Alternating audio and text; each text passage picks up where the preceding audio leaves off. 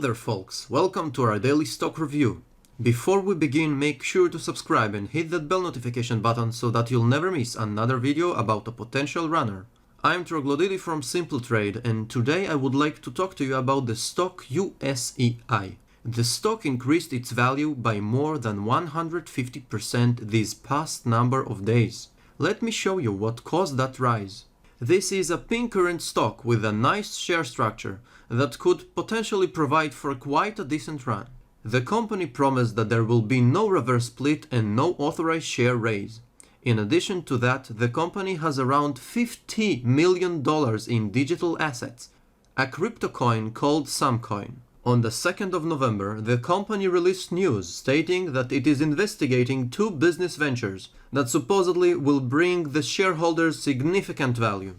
Around a week and a half ago, there started to be rumors about the company going into the Metaverse sector, thanks to one of the strongest traders out there, Trick of Trips. If that would come to pass, it would be crazy news, as the Metaverse sector is super hot right now. The topic was discussed in our Simple Trade Discord community. Join us to know about gems like that in advance. Finally, 5 days ago, the company officially announced their entrance into the Metaverse sector, as well as the green energy sector.